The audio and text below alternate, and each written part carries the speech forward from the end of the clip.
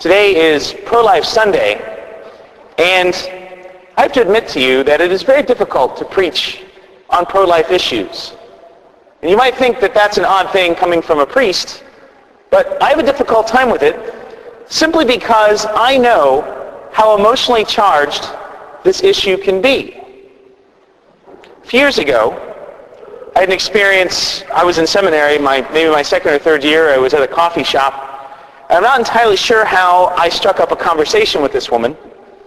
I don't even remember her name. She was several years older than me, probably in her late 30s or early 40s at the time.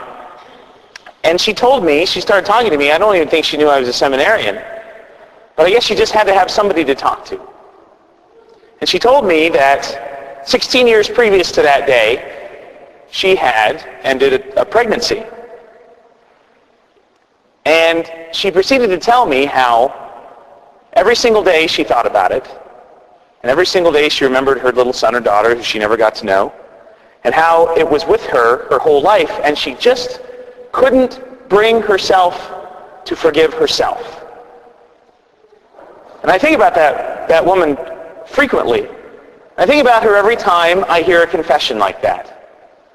And I know how emotionally deep the scars go for anyone, man or woman, who has decided to end a pregnancy. And I know how deep and how reverberating that is in their hearts. And so when it comes to Pro-Life Sunday, and of course there are other issues to Pro-Life Sunday than just abortion and terminating pregnancy, but I have a feeling that's what comes to mind when I say pro-life, is that it is such a deep scar for people who have ended or been part of the ending of a pregnancy.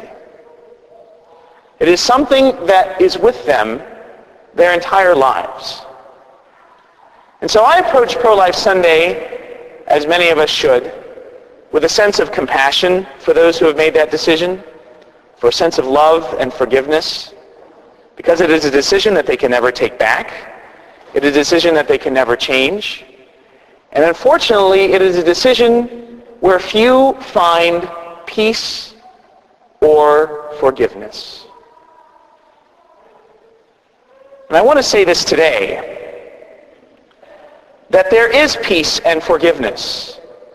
And I suspect, because of the statistics and because I've heard confessions for the last 4 years, that there are people here that have made that decision. And I want you to know that we love you and that God loves you and that you have our permission and God's permission to love yourself and to forgive yourself. I certainly pray that over these next few years we can get it right. And the only way to do it is through understanding the dignity that God has afforded every single human life. And that this is something we have taught from the very beginnings of our church. That Christ himself came to give us life and to give it more abundantly. And to see that dignity that is inherent in every single person from the moment of their conception to the moment in which they return to God. I don't think there's any better way to see it than our own patroness, the Blessed Virgin Mary. As I mentioned, this is not new stuff for us. We have preached the Immaculate Conception from the very beginnings of the Church, which is why she often becomes the patroness of the pro-life movement. That life, in fact, does begin there. That life grows from there. And in her assumption at the moment of her death, we see the dignity that God will afford every single one of us in the resurrection. That death is not, in fact, an end to life. But as the preface to the funeral mass says, it is simply a change. You see, we are made in the image and likeness of God. That means the unborn child, the criminals at the prison, those who are laying on their deathbeds for years without being any sort of usefulness to society, have that dignity that is beautiful and unstained and should be respected. It should be respected as a person who is in the image and likeness of God.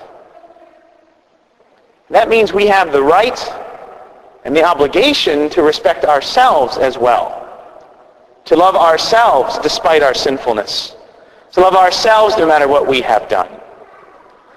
And if we desire to change what we currently believe and practice in this country about life, we must do it with love and compassion. We have been given a great commission to tend the vineyard of the Lord. And this vineyard of the Lord produces life. And it is something that we have always preached and always understood and always respected for the last 2,000 years.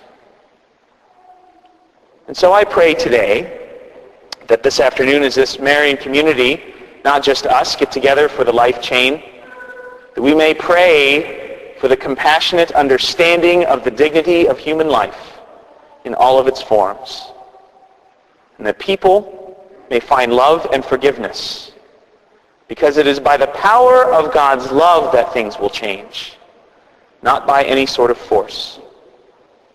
And so I pray for those children. I pray for those people who have been killed in wars.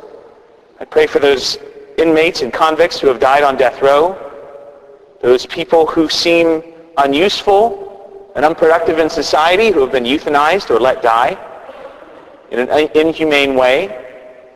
I pray for all of those who have been involved in the ending of a life. I pray for all of us who have been given the commission to defend it.